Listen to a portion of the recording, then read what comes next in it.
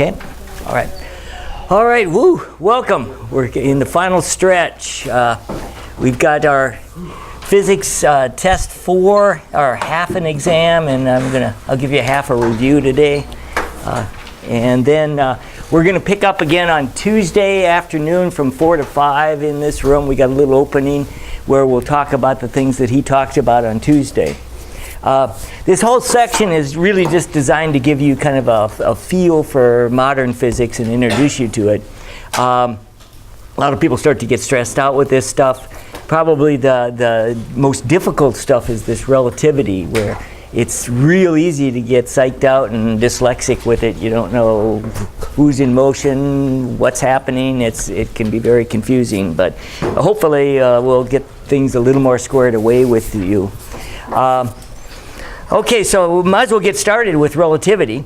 Relativity is really just based on really two postulates that Einstein used. One, the first postulate, which really had been around since Galileo's time, is that just the principle of relativity, that you should be able to do your physics in a rocket ship traveling at any speed, and the laws of physics should be the same if you're inside that rocket ship as they were, again, at any speed.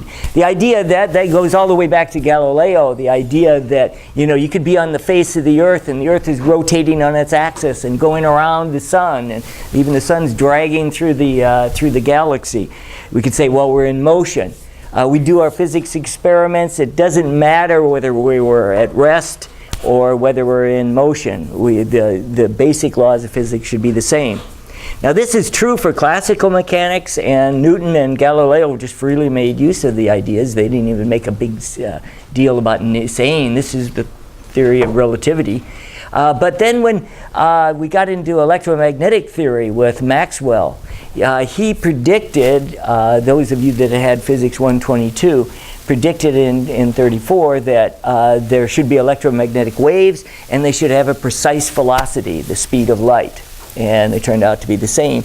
And the idea that if the principle of relativity is to hold, you should be able to take and do your favorite experiments inside a rocket ship, as long as you're traveling at a constant speed, you know, in a straight line, the results should be the same. And so he made the startling conclusion. He says the speed of light should be constant for all observers, because otherwise we've got a problem with electromagnetic theory. He wasn't the only one that realized that there was this issue. Others were aware and interested in the problem too. Lorentz, in fact, we use he had all the right math, but he didn't have quite the right perspective on doing the actual physics. And so we're going to try to take a look at it from this physics point of view. It's really the second postulate is the most mind-bending. The idea that if I have like a light source, like a flashlight, I can't push the light and make it go any faster, or I can't pull it and slow it down any. It's always going to travel the same speed. And it doesn't matter whether I'm rushing towards the light or away from it. I'm always going to have the light coming at me with the same speed. And that's really, the guts of that is really where all the strangeness comes in relativity. And probably the most strange one is this idea of time dilation. Okay, the idea that we can do a little thought experiment. This is what Einstein did. Imagine we've got a clock, and we're going to make a light clock. This is going to be the ticking of the clock, will be a pulse of light, or here, bouncing off a mirror, coming back, and that's going to be my tick and tock. I've got maybe a distance between the mirrors, and then it's just the distance d up and back, 2d divided by c, is going to be what we call the proper time. The proper time is for a clock that's at rest. Because if we take a look at the clock that we made from the point of view of motion, a ticking of a clock should take longer. The light has a greater distance to travel as it comes up. The proper time is, oh, that's the one already has come back. This one is hitting here late. So the ticking of the clock, it's going to take longer if the clock is moving. Let's kind of do this in terms of the geometry. The wave goes up, comes back down, and is received. And so it's really just kind of a Pythagorean theorem. This distance is the time for a proper time for a light clock to tick. This is the ticking of a moving clock. And then it's really, if you look at this, is nothing more than Pythagorean theorem. I'm not going to take the time to manipulate this stuff, but it's real easy to show that therefore delta t, the time of a moving clock, is going to be longer than delta t divided by all this weird stuff, which this behind it is still just the idea of the Pythagorean theorem. So this is the idea of the light clock. We usually write this, this term comes up a lot. So if we say that delta t is equal to delta t proper, that is where the clock is at rest, and we have 1 minus v squared over c squared. Very often we write that because this shows up so much. We'll write t is going to be, this is going to be gamma times delta t proper. And we write this gamma as this 1 over the square root of 1 minus v squared over c squared. So that's this strange thing about moving clocks are going to run slow. The fastest a clock ever moves is when it's at rest. Otherwise, if it's moving, it's always going to move slower. And so it's going to be, we refer to that as time dilation. Now, hand in hand with time dilation, we've got what's going to be length contraction. I've got a little animation here, but I think it doesn't quite capture how simple this idea is. Let's say I want to measure this moving a meter stick that's moving. Now, if it's moving, how do I measure the length of a moving object? Okay, there's several ways we could do it. Maybe I could have somebody on the front and the back of this thing, so when it passes by, I figure out where it is here and where it is here, and then figure it out. There's actually a way that I would suggest we could do this, is if it's moving, I could have a clock here. And if I know its speed, I would have to figure out what that is first. That is the relative velocity. But that's not too difficult to do. But as far as measuring the length of this thing, I could time it as it goes by. And then I'd say, well, I'm going to this is going to cover a certain distance in the time that I've got. And that would be its length. So I could say its length. Again, this distance is equal to velocity times time. The distance is the length of this thing, or the length that I'm measuring. It's not necessarily the proper length yet. Is equal to the relative velocity between that frame of reference and the meter and the clock, and the time would be the proper time. The proper time is wherever that clock is at rest. So the idea is here, we're going to take a point of view where this clock is at rest, and this is moving. And then we also have the point of view of dilated time. From the point of view of the meter stick, if I put the meter stick and it doesn't move, so it's at rest, this is what we call the proper length. It's 1 meter long. And from this point of view, we can take a look at how this clock is measuring this length. The idea that from this point of view, it's the clock that instead of coming here, the clock starts here and moves this way and measures. And so the delta t that we're getting here is really the dilated time. This clock is going to be moving slow. So from that point of view, again, I'm playing with distance is equal to velocity times time. But the distance, in this case, is this ruler at rest. This is what we'll call the proper length. It's not, and the velocity, the relative velocity is going to be the same. Instead of the meter stick traveling this way with speed v, the clock is moving that way with speed v. And this time would not be the proper time, but would be the dilated time. In fact, let me write that as this is going to be v. This t is going to be gamma times the proper time. And then I can take these two things and let me let me divide this one, L proper, which is equal to V gamma times proper time, divided by this one, L V times time proper. And this goes out, V's go out. And we can look at L, the length of this stick, is equal to L proper all over gamma. And this is what we would call the contracted, this is length contraction.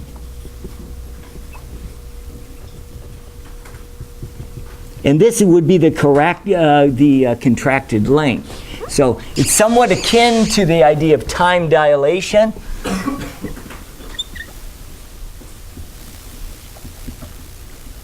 But this is length contraction. The longest an object's ever going to be is if it's at rest. If it's sitting right in front of you, this meter stick is 1 meter. If it's traveling with any speed, it's going to be shorter than a meter. And that would be this length here. So this gamma, this time dilation and length contraction really are kind of flip sides of the same coin, and they allow things to make sense, like being able to measure the relative speeds of things, that we should agree on that, and everything's going to work out in detail. Okay, so there's these two properties are really key to our understanding. That's this time dilation as well as length contraction. There's another one that is kind of a mind blower. Let me do it kind of here on the board. And that's going to be, maybe I can just do it over here, the idea of simultaneity. Think about what would happen. Let's say we had a rocket ship, or I'm just going to make that a rocket ship, a square like a railroad car, like back in Einstein's day. That's how he thought of it. Let's say in the very middle of this car, I'm going to have, let's say, a light bulb, and that light bulb's going to go off. And in each ends of the car, I've got this thing exactly halfway. I'm going to have a detector here and a detector here, and it's going to record. I'm going to flash some light, and they're going to record these two events. So the idea that we're going to flash the light, it's going to start here, it's going to go out, and it's eventually going to hit here and hit here. And since I've got this thing halfway, I expect these light pulses traveling the speed of light should get to the end of the car and happen, and that should happen, we say, at the same time. Now, what happens if this rocket ship is in motion and we want to watch what's happening? The idea that if it's in motion, let's say I'm going to start it at the same position, so that there's going to be this flash of light here. That flash of light's going to go off, and light's going to start to move out. But if this car is in motion, or rocket ship is in motion with some speed v, the idea that this thing would move along and be a little further out this way and this way. There's also going to be some length contraction, but I'll tie that in a minute here. But basically the car is moving like this, and what's going to happen is this light is going to come flying off of this thing, but it's going to hit this side first. And this side is moving away from the light. So even though the light is traveling at the speed of light, and this is traveling slower, and the speed of light is going to gain on it, it's still going to happen after this one did. So these two events, merely by changing our point of view, the idea that them happening at the same time, this doesn't exist. Okay, so this is kind of a mind blower. Now that works from either point of view. I did make a little animation on this one from a little different twist on it, and wrong one here. Okay, the idea. Just to kind of prove a point with this, we got a deep station master here. He's got 2 femtosecond arc burners. And the idea that it's, a lot of times people think, well, relativity just gives you the appearance of something happening. It just looks like it's longer, and it looks like it's shorter. The idea that from the point of view of physics, all of this needs to be consistent from every point of view. For instance, if you're in a magic show, you can maybe go behind the scenes and you can see what the trick is. The thing is with relativity, you're going to get all these effects. You get very real things happening, but there's no kind of point of view that you could take that would be like being backstage with a magician. This one is going to give us some very real things happening. These arc burners are going to actually make burn marks on this spacecraft. Just to kind of set this up, I've got a receiver here, and so every time one of these goes off, we want to assure that they're happening right at the same time. They're the same distance from this, they're going to meet at the same time. So from the point of view of the station master, these things are happening simultaneously at the same time. Now if we, here comes the rocket ship. It's got a flight data recorder. We're timing it so when it's right there, we're going to blast it. And when that happens, boom, we burn the spacecraft. So we actually give a physical evidence that there's two events that happen. There's two burn marks in the spacecraft. Okay, so let's kind of see what's going to happen. Again, you might want to look at, they're going to go off at the same time, but the flight data recorder recorded that pulse first and finally received that one. So the idea on board the ship, he's got these two burn marks. He knows there's been two burns happening, but the light coming from them took different amount of time, and so he's got to conclude they didn't happen at the same time. Let's look at this in a little more detail. Okay, so here comes the rocket ship. It's coming in, waiting for this to be lined up, and we're going to have our event. We get boom. We got these arc burners that are burning the spacecraft. So they've singed the paint, and they're leaving burn marks, recording that this is a very real event. This light is going to travel towards the flight data recorder. However, since the rocket is in motion, it meets this first one first, so it records this event and can play back in time. It knows the speed of light. He knows how far he is away from that. He should be able to figure out exactly what time that happened. He still hasn't received the pulse from the back one. So first of all, the pulses both hit here at the station master, same time. So the station masters know they're happening simultaneously. And the next one, finally, boom, this last one hits, and he records when this happened, and this happened after that one. So the ordering of these events, this burn happened first, then that burn happened according to on board the ship. So we've got these two different points of view. Okay, let me just put that on mute for now. Okay, now we can so we've got these three ideas: time dilation, length contraction, and also simultaneity that we need to make sense of. And we can do this and wrap them all up into one set of equations. And this set of equations are the Lorentz transformations. Here's how we're going to do this. We're going to have a couple reference systems. Let's say an X and a Y. This will be our on-primed frame. We're going to just give it the privileged condition that for its point of view, it's at rest. And then we're going to get another frame of reference. That was blue. I'll use green for this. Is going to be the prime frame. X prime, Y prime, we'll call this S prime. And the idea that this, usually we'll say this one is traveling with speed v, if v is positive, that's the relative speed, and this one is moving. So usually we take the point of view for the convenience, and it's only the convenience of our math, that this one be at rest and this one moving. Now, equally well, we could take the point of view that this other frame, X and Y, this S frame, as well as my X prime, Y prime is changing. Only I'm going to have a little difference from this point of view. I should be able to take my prime frame and describe that it's the same for this thing moving in the negative direction with speed v. Okay? Okay, now what we're going to do is the idea that there'll be maybe something happens here. These some things are called events. And there's all kinds of events. It could be an explosion going off, a flash of light. It could be just something passing some point.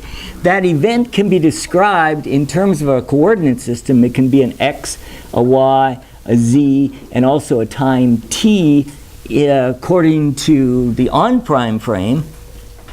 And it can take on the value of x prime, y prime, z prime, and t prime in this other frame of reference. So we've got these two ways of describing things, and very often in problems you're given the information in one frame of reference and you need to find it in the other frame of reference, and that the Lorentz transformations can help us with. So the idea that this event, if you look at it from the point of view of, let's say, the S frame, this event had a particular x value, meaning that its x is clear over to here. The x prime is going to be measured from the x prime axis. Now, the thing we need to keep in mind, though, that if we're going to, let's say this x frame, we're going to have, I'm just going to put little tick marks in here. Imagine these tick marks are like meter sticks, and they're each a meter apart. We could do the same thing for the U frame. However, since it's in motion, we're going to get length contraction, and so we're going to get more of these things closer together. And so we're going to have some value here. This event happened at, we would say, x prime. But from this, I'm trying to draw this from the point of view of the S frame. This is going to be the contracted length. So I'm going to need to divide that by gamma. Okay, that would be that physical distance. It's the reading, whatever they got here in the x prime frame, it would just be contracted down. So I'm just playing with length contraction. The distance over is going to be the velocity times the time. This is all of this is done relative to the S frame. And then we can look at this simple relationship here that x should be equal to Vt plus x prime over gamma. Or I can rewrite this as, let me do this, let's go x minus Vt times gamma is equal to x prime. And this is the first of the Lorentz transformations, and it's relatively simple. It's very similar to what we had done at the beginning of the semester. We talked about things moving in coordinate system. We needed a transformation. That was x minus Vt. That referred to velocity traveling in the plus direction. And so this part of this is very much the kind of the common sense. This is like the Galilean, or what you'd say from the point of view of classical physics. Same thing. Relativity, we just get it kind of doctored with this gamma, and this forms this. Now, we could still do the same thing over here in this frame. We could say, well, I'm going to do it from the prime's point of view. In this case, where was that event? That event was over here.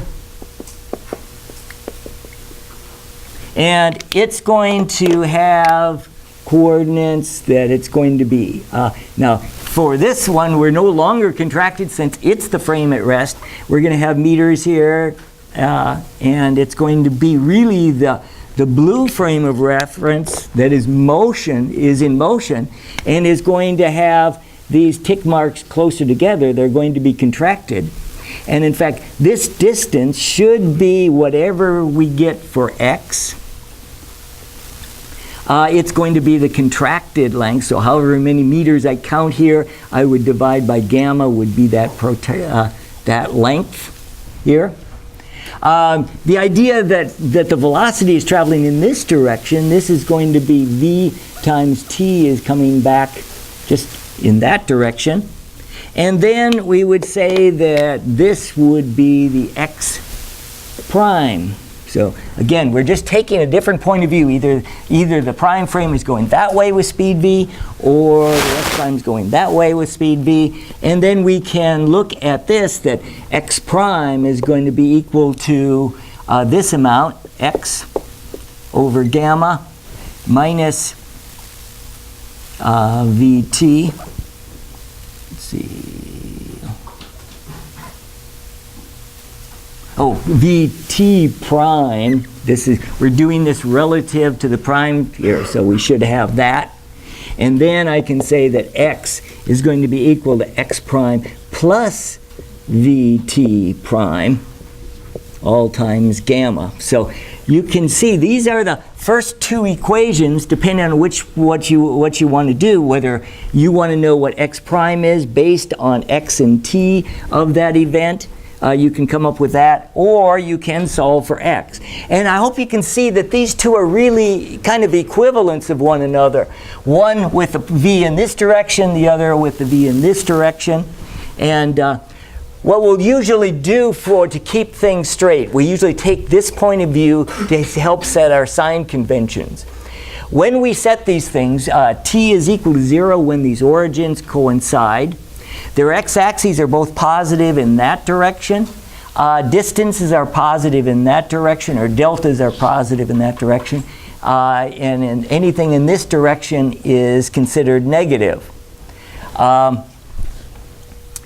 Okay, so now one thing you can do, I'm not going to take the time to do this, but you can, both of these have to hold. The idea that this one is either this one's contracted or this one is contracted. And we've got these two first Lorentz transformations.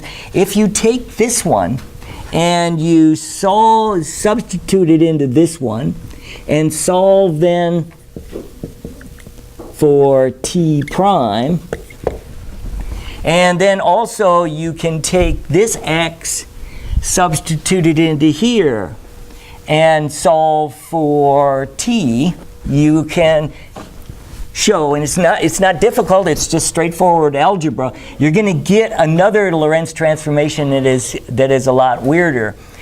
This is going to be for the x prime, this is going to be solving for t prime. Whoops, wait a minute, I wanted to. T prime is going to be gamma, and this is what the results you'll get, will be times t.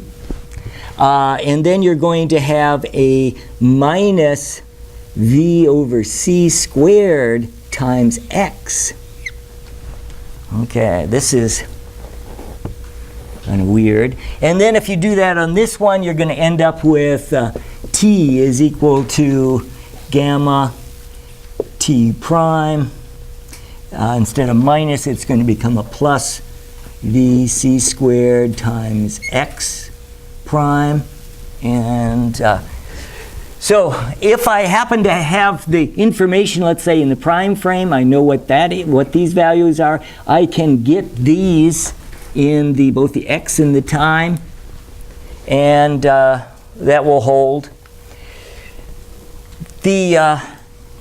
Here has some things that are kind of difficult to see. The first part, if we take gamma in here, this gamma times t is ordinary time dilation. So that, of course, affects the time we realize that is that time dilation.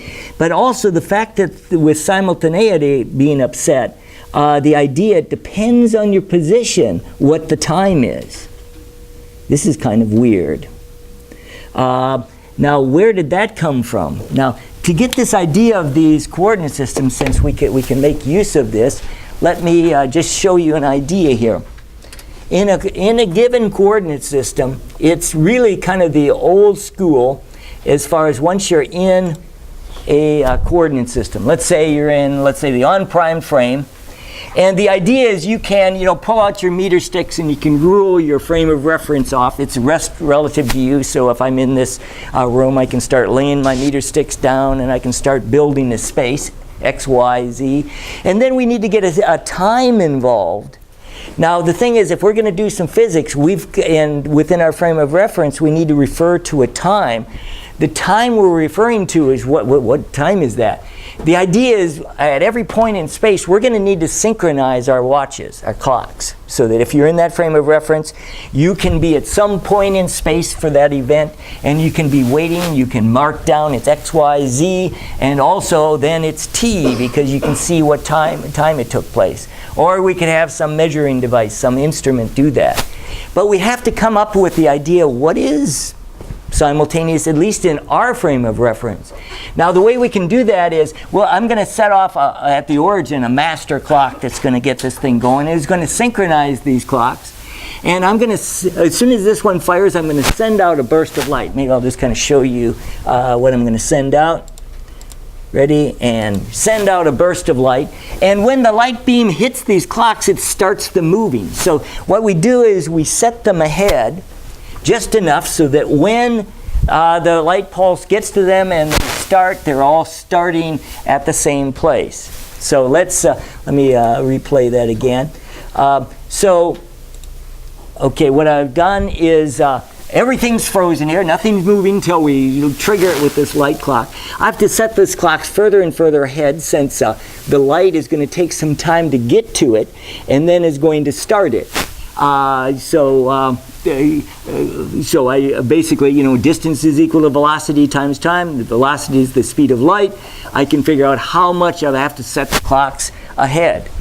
So then the idea is, once I do trigger it with that initial pulse, I get the clocks all started, and they will all be going together, and we say they're all synchronized.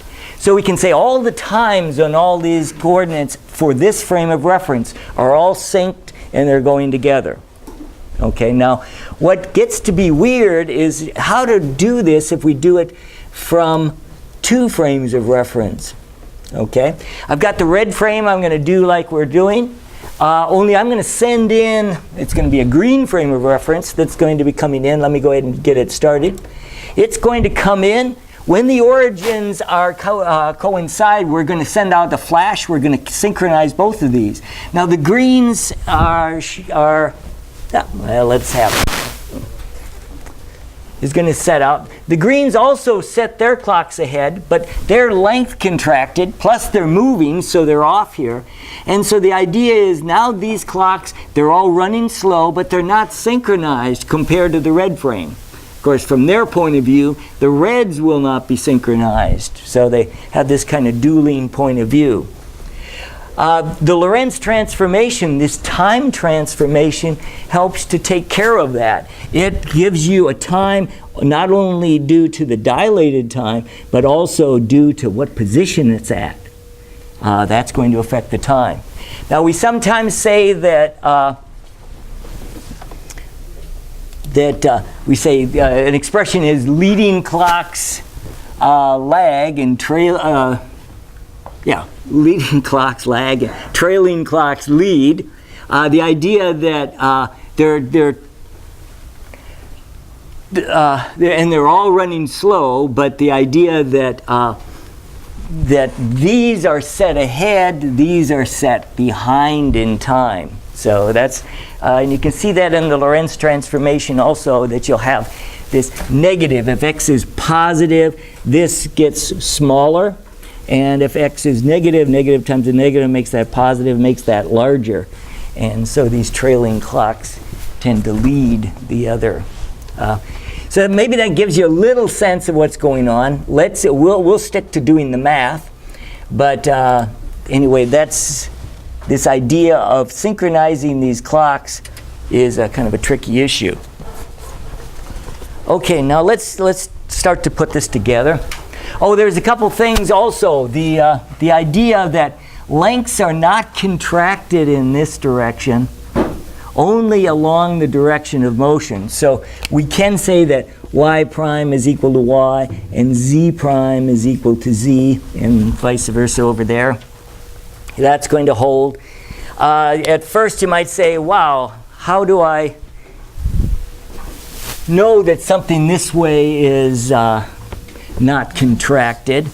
You can use, maybe I better not take too much time on this, But the idea that we're going to have a symmetry, that if we could have a meter stick in one frame that's going this way, another meter stick that's going this way, the 2 points of view should be the same. And the idea that if my meter stick going this way is somehow contracted, how is that going to match up with yours on the other side that's coming this way? It would also have to be contracted. There's nothing we can really tell between the two. I'm not making a good point, and I wasn't planning to get into that. Maybe I'll just let this slide if it's okay. I can come up with a better argument if you're bothered by this, but I'll wait till you are. Anyway, this just holds, okay? Okay, now the next thing we can do is use these things to talk about motion. Coming back to this idea, we'll call this just the S frame, this the S prime frame. And they might be both talking about something, about a third thing, that maybe another rocket ship that's traveling. It's going to go from some position to another position. There's going to be some kind of a delta x for one frame, and then there's going to be a delta x prime for the other. So if we want to measure something like the speed of something, usually we say, oh, speed is distance over time. And we can get the speed for, and we'll call this speed u as it goes from here to here in some time t. There's going to be a u for it. There's also going to be a u prime for it. And we need to be able to, if I'm given this in one frame of reference, I need to be able to get it in the other frame of reference. The idea of u, the speed of this third object, and we reserve this v for the relative velocity between these two frames. So that's why I don't want to use v here. I'm going to use u. It is a velocity, but I'm not going to want to confuse it with v. This is going to be delta x over delta t. It's our usual definition for the velocity. Delta x, I should have noticed also here, and let me put it in here, I'll do it kind of in red. These are hold for given events. If we have two events here, like something's coming along here, we start the clock here, we end the clock here, this event and this event separated by a distance, we can get the velocity. We can, since these are linear equations, it's not hard to show that we could stick in little deltas in front of all the variables. Okay, just taking just x1 and a x2 and a t1 and a t2 and doing this and doing it on both sides here. And delta t. Okay, so anyway, this kind of helps you to kind of remember what you can do with these things. Now the idea that I want to do delta x, then I would want to use this relationship. That would be gamma times delta x prime plus v,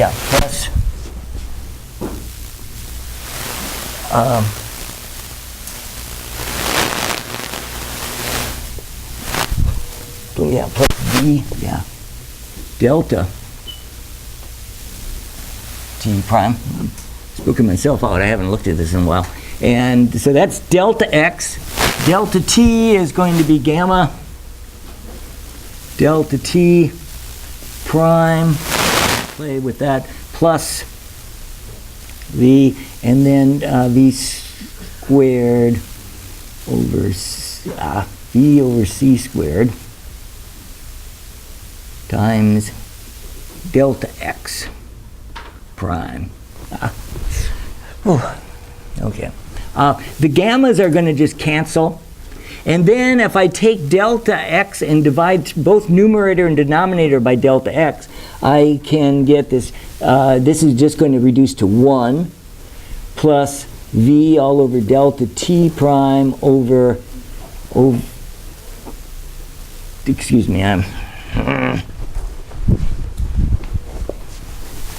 want to divide through by delta t prime. So this is going to become delta x prime divided by delta t prime. It's the numerator. Plus, I'm going to divide by delta t prime. That's just going to be v. Maybe I'll put that in just so for completeness. I'm going to have, again, gammas went away. I'm going to divide by delta t prime, and delta t. I'm dividing both numerator and denominator. And then b over c, this was c squared, times delta x all over delta t prime. And so that is going to be my u. This delta x prime, delta t, that should be u prime plus v. This is just going to cancel, as will this. All over, this will be 1 plus v c squared delta x over delta t will be u prime. And so this should give me, if I know the speed of this thing in the primed frame, I can then get it in the unprimed frame, would be that. I can do the same thing for this other, where I can say that u prime is equal to delta x prime over delta t prime. And then I use these transformation equations from the other side. And let me just go ahead and, well, you do the math like I'm suggesting doing it here. This is now going to become u, and it's going to be a minus v. And then this is going to be a 1 plus, will become a minus. U all over c squared. And so this is the velocity transformation in the primed. You'll notice that the only thing really different between these two, there is a symmetry between them, because we can take either point of view. But if I take this one and this one, you'll notice we just have the negatives in there. Okay, this was positive, this was negative. And the idea that we can switch these frames by v is just going from the positive to over here, goes to the negative. The only difference between these two is if v was a negative times a negative would make a positive. Same down here. You'll find that these signs are going to be the same, and these signs are going to be the same. One thing that can help in setting up problems using these velocity transformations is the idea that you can cover up the denominator, and the numerator is really a classical Galilean transformation.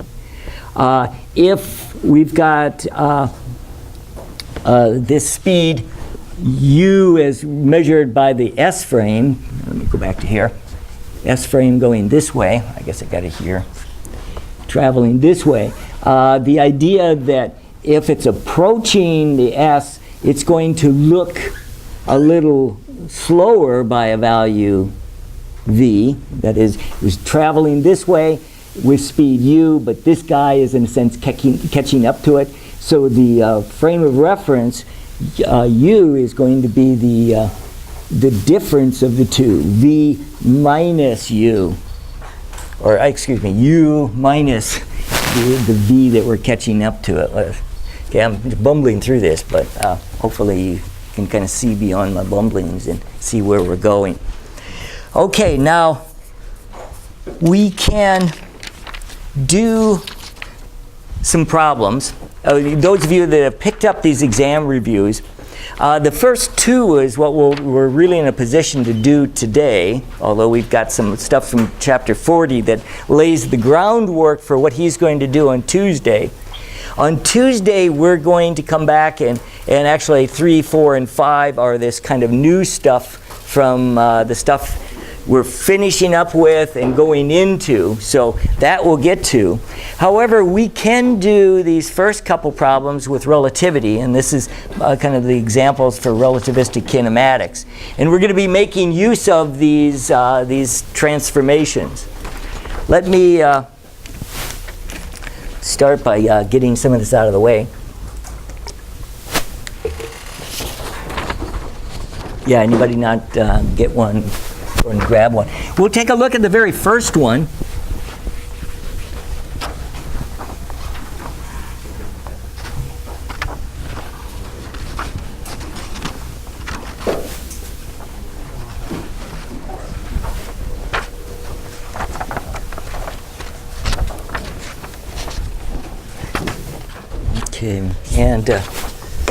Okay, and number one, consider two inertial reference frames, S and S prime, okay, where S prime is moving to the right with a constant speed of 0.6 c.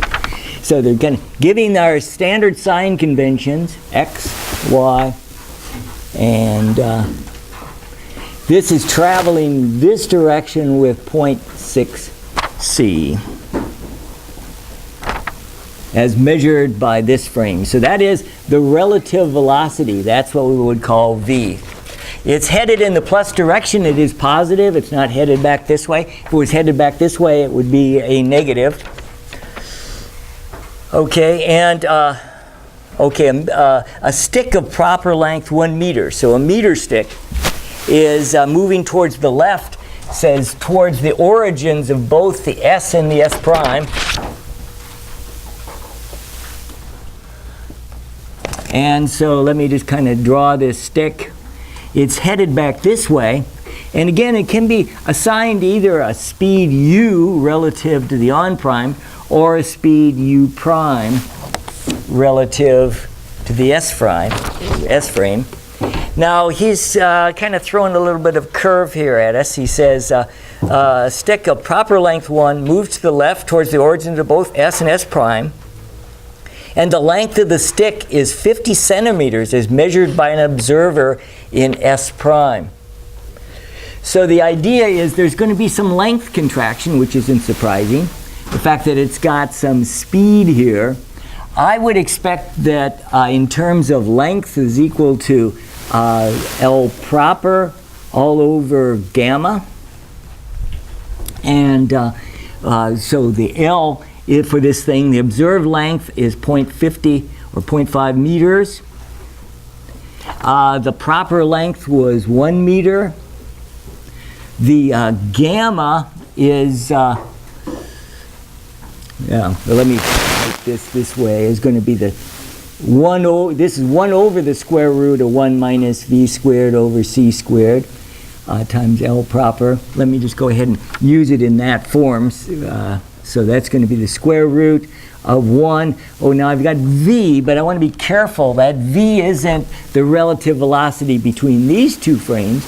I want to get the relative velocity between the primed frame and this. Now, that would be, I would call that u prime over c squared times the proper length of 1 meter. And so I want to get u prime, and that would be that speed. Okay, now u prime, and let me just go ahead and cheat and look at what I did here. I came up with u prime as, okay, when you you're going to be taking the square root of something that's squared, and the absolute value of it is 0.866 c. Oh, but wow, this could be either plus or minus, because when I square it, that just goes away. So when I solve for this could be either plus or minus. So what is it? This is where he throws you a little curve. He said in the original description that the speed is the proper stick of length L moves to the left towards the origins of both S and S prime. So they're both going this way, so I would put in a minus sign here. So I kind of have to doctor that. Didn't pop out automatically. Again, this was just squared, so I lose any sense of sign with that. Okay, then I want to go back. I want to get speed u. Okay, u should be equal to, we're going to have u prime plus the relative velocity all over 1 plus u prime times v all over c squared. Okay, so that's going to be the equation I want to use. U prime is going to go in as a minus 0.866 c plus the relative velocity. That was in the plus direction, so that is a positive 0.6 c all over 1 plus, I'm going to put in a minus 0.866 c times 0.6 c all over c squared. The c times c is the u squared. That cancels with that one. And we can solve for this. Well, we want to watch our signs. And I get a u of a minus, okay, that's good, 0.554 c. And that's going to be the speed. It is traveling in the negative direction. Here, I don't need to worry about watching the signs. As long as I'm true to my signs here, that should work out. And I do expect that it is headed in the negative direction. So it's that's that one. Okay, so he said determine the speed of the stick as measured by observers in S and S prime. This is the speed as measured in the primed frame. This is the speed as measured in the unprimed frame. Kind of had to get this one first, and then I was able to get that one from what was given. So this is kind of typical of what he might do on an exam. This it's easy to get kind of really dyslexic with it and start flipping signs and yeah. Why do you use U prime? Oh, here? Well, In gamma. oh, for gamma here? Okay, I've got, you get, in a sense, put this one aside for a moment. The idea that I need to get the relative velocity between these two. How fast are they traveling? As far as this one, this ship will see this stick be traveling with speed u prime. So that is the relative speed between the stick and this frame of reference. So when I go into this equation, this is the gamma between these two. So I want to use that speed. It goes in here. Yeah. If you were given proper time instead of proper length, would you use u instead of u prime in your mind? Oh, a similar thing could hold there. This is really the u prime represents the relative velocity between these two things. And since this frame is looking at this one and they're measuring that the contracted length is 50, it's all relative to this one. Not, now if we were immediately wanting to say that it was 0.5 and relative to planet Earth or back here on here, then I would use that v. But he is getting tricky in that, yeah, what speed do we use? And I put in that u prime, and of course I've got all the other numbers. That's what I want to solve for.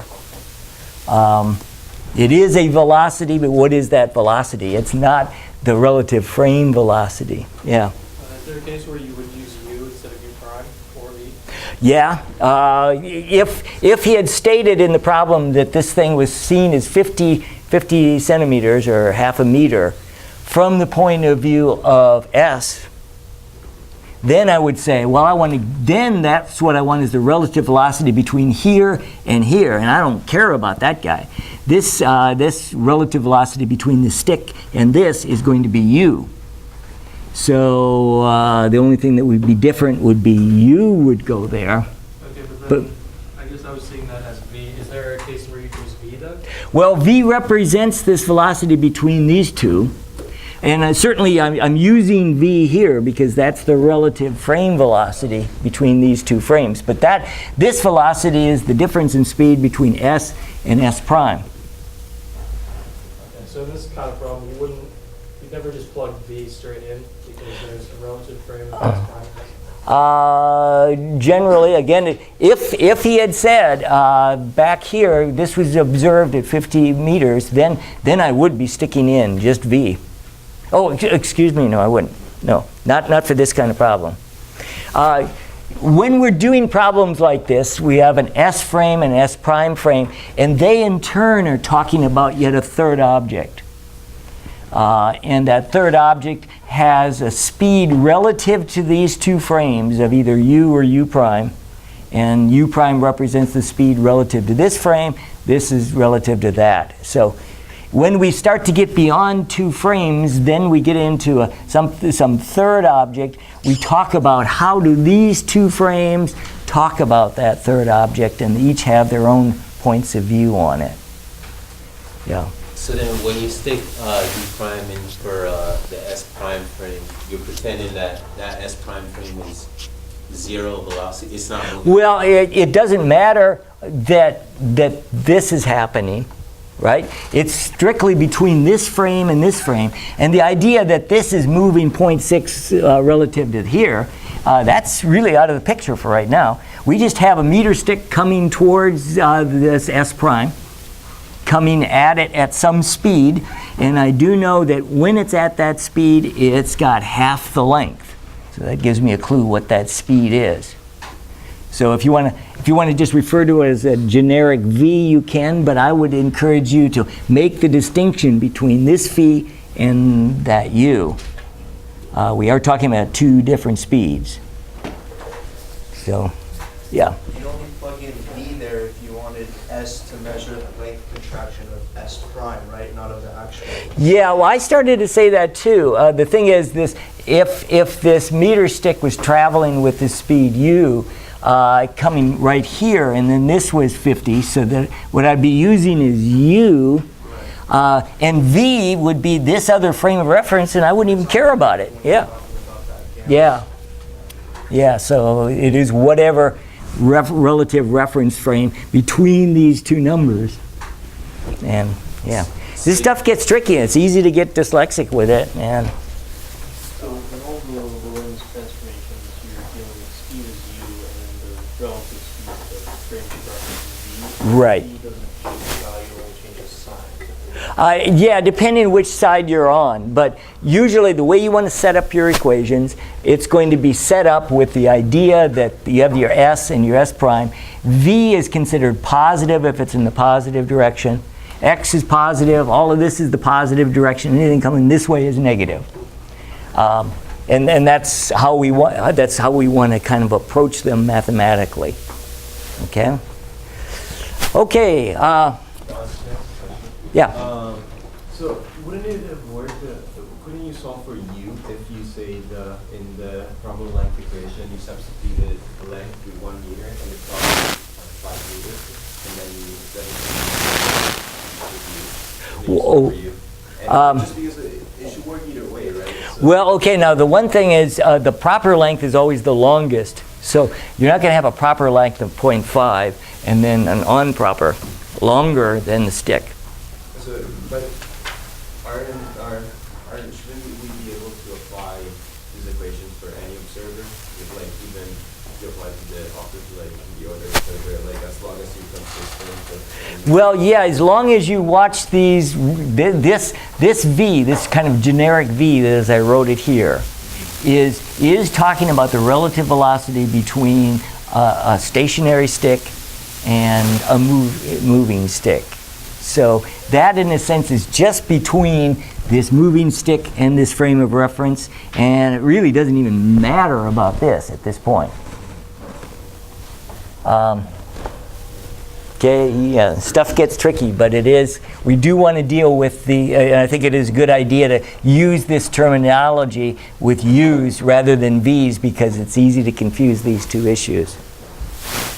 Okay, as you're playing with this, you've got, of course, till next Thursday to get this done. As you're doing some of the homework problems, they help to kind of reinforce this, but go back and look those over. And if you're struggling, stop by. We'll definitely watch our signs and stuff with that. Okay, let's do number 2. This is kind of a fun one.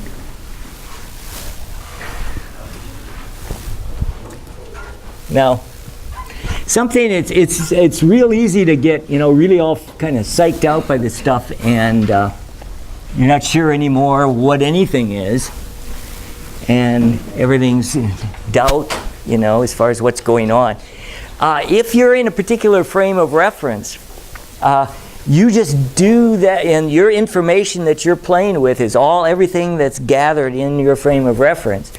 You don't need to worry at all about relativity. You just do it the way you did back in Physics 121. If you start to pull information from another frame of reference, that's when you need to worry that it gets translated into your frame properly. Okay? Here's an example of that. Number 2. Physics professors on Earth give an exam to students who are on a rocket ship traveling at 0.85 c relative to the Earth. Okay, the moment the ship passes the professor, she starts the exam. If she wishes her students to have time of 55 minutes, that is time on the rocket, she's aware that their clocks are going to be running slow. He wants to give them 55 minutes to complete the exam. How long, Earth time, should she wait before sending a signal to tell them to stop? Remember that it takes some time for the signal of light to travel from the professors to the students. So let me kind of draw kind of your classical picture. This is kind of the Earth frame. The students are going to be moving by, what was their speed? 0.85 c, and they're going to be taking off and traveling. So just as they approach the Earth, just as they pass here, we're going to start the exam, and they're going to be taking off, and at some point she wants to end the exam, and she needs to know how long to give them. Now, the idea that it's going to take a certain amount of time to get here. Now, this idea that this distance is equal to velocity, 0.85 c, times the time. This is the time that she wants them to give them. Now, she needs to, well, let me just put it as time t. Now that should be a dilated time because she wants to give the students, this is dilated, and I want to play with this first idea that t is equal to gamma times t proper. And what she wants is inside the spaceship, she wants to give them the 55 minutes. She knows the clock is running slow from her point of view. All of this is going to be really in the Earth frame of reference. Okay? And so she wants to give gamma, this is going to be 55 minutes. And that would be the time she gets. We can go ahead and do this. First of all, let me get the gamma. The gamma is going to be 1 over the square root of 1 minus v, which is 0.85 c, all over c, and all of that squared. The c's cancel. And I come up with a gamma. When I plug that in, yikes, where is it? I didn't write it down. Let me get it here.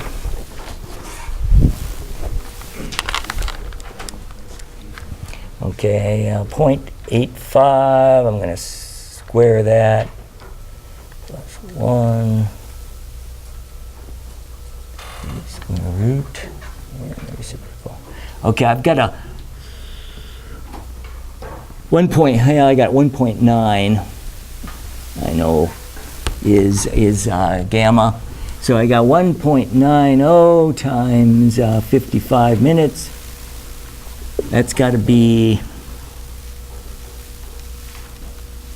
okay,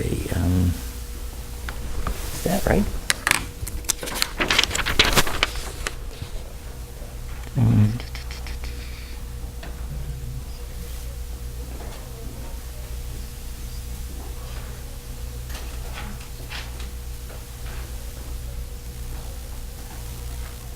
Oh, I'm sorry, I'm looking in the wrong spot. Okay, I got, time should be 104. Yeah, I'm sorry, 104.4 minutes would be the length of time that she needs to give them to do the exam. This is what she wants to bring back up into here to get this distance out to here. So I can get that distance. That's equal to 0.85 c times this time of 104.4 minutes. Got to give them longer, their clocks are running slow, and so that distance is 88.75, and c times minutes, that's light minutes, is the distance out to here. Okay, now what she needs to do is she needs to stop the exam. She needs to send a pulse of light that's going to travel out to that position, out to the end of the exam. And the time for that, that would be the signal. that distance is just going to be equal to the speed of light. That's what the signal will be traveling. Times the time, and this time will be the time, I'll put it time of the signal, that's to get out there, not the time of the exam. But I can go ahead and set this thing equal 88.75 light minutes is equal to C times the time, and the C's are going to cancel, and so we end up with the time the signal sent is 88.75 minutes. So basically, before the end of the exam, it takes this long to get the signal there.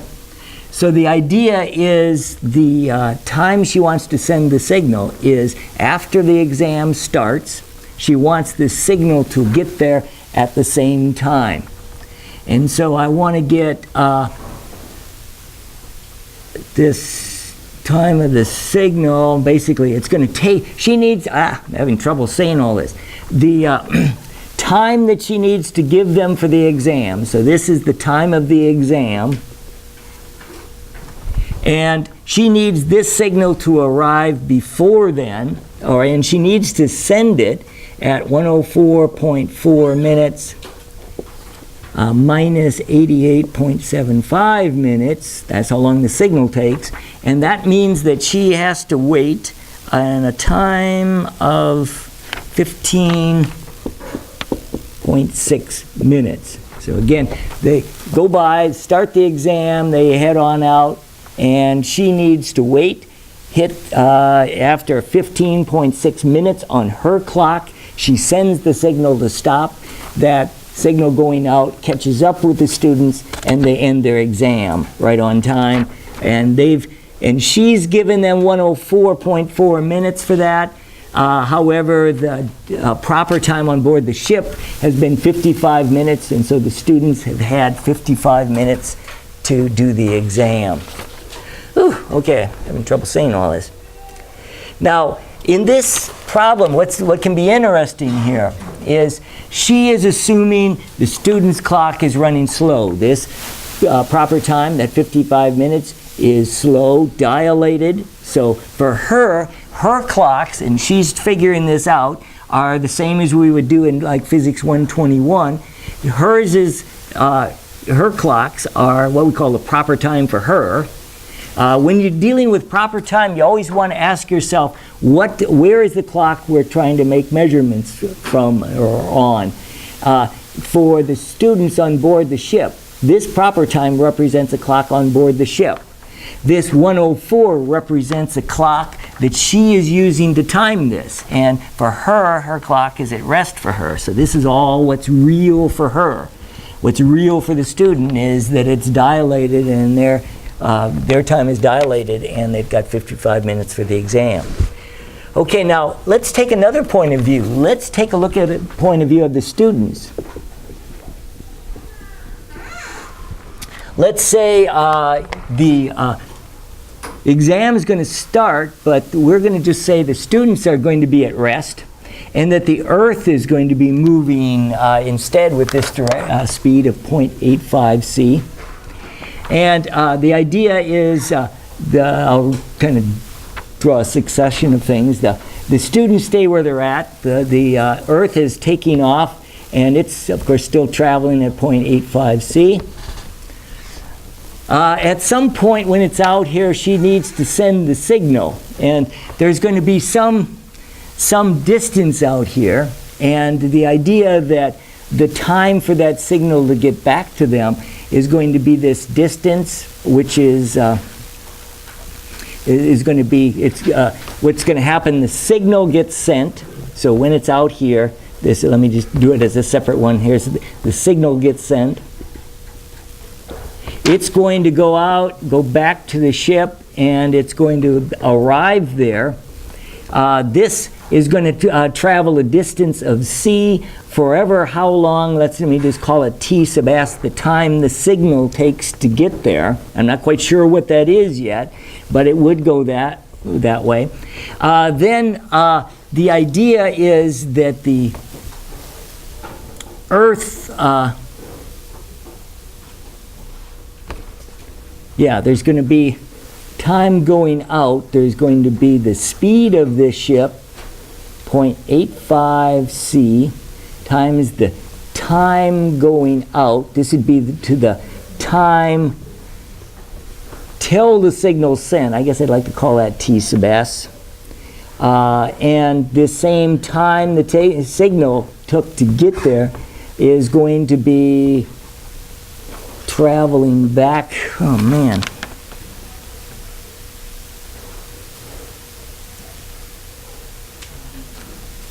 For okay, this signal is going to get there a little quicker.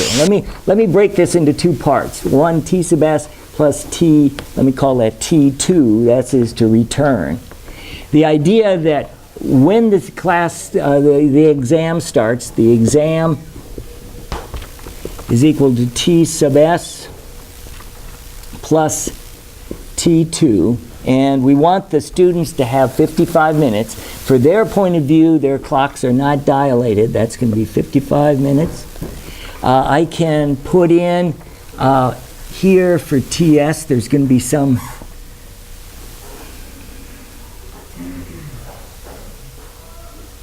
I can set these two things equal. These distances are the same. 0.85 c times time of the signal has got to be equal to c times time 2 at distance covered going out and then coming back. And then we also have that these two are 55 minutes apart. And now I want to solve for those. I will solve for T2 here, divide through by c. That's going to be 0.85 time of the signal. So I can put that in, and I've got the exam means is time of the signal plus T2, which is 0.85 time of the signal, is equal to 55 minutes. The students conclude that the time the signal needs to get sent is 55 minutes all over 1 plus 0.85 c.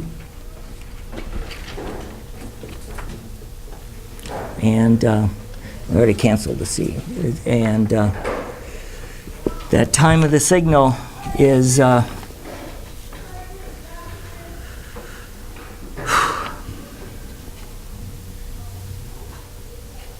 yeah, okay. This should be 29.73. So what the students needed to do is they tell the professors they need to send their signal at 29.73.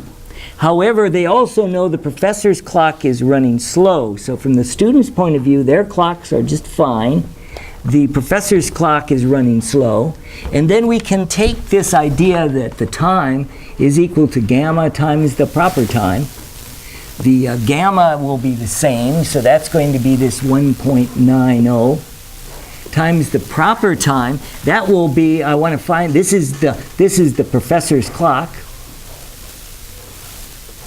Okay, that's going to be running slow, and the idea that they need to send this signal from the student's point of view at 29.73 seconds, and solving for the proper time, you will get the same answer, 15.6 minutes. So we get the same results, and I'm kind of bumbling this, it's kind of a clumsy point of view. But from either the Earth point of view, where the student's clock is dilated, the professor concludes that on her clock she needs to send them at 15.6 minutes. Or from the student's perspective, their clocks are fine, hers are the one that are running slow. From the student's perspective, with the time going out, as well as the time coming back, that has to add up to 55 minutes. That's going to take some time. And this is the undilated time, so we want to find, this is the dilated time of the professors, since we want to get what is the professor going to read. So either way, the professor needs to send the signal with her clock at 15.6 minutes. Okay, I hope you bumbled through that. This stuff can definitely get confusing. So hopefully that made some sense. You've got a bunch of homework problems to definitely go through those, and let's see, we'll cover that. Why don't we take a little break now, and we'll come back. We've got a few topics that were brought up last time in class. They're more conceptual. Probably the toughest stuff that you're going to get are going to be problems similar to this that you might get on the exam. So if any tough ones, they're going to be like in this section. Okay, let's return in about 10, 15 minutes, and then we'll finish up with just a few topics.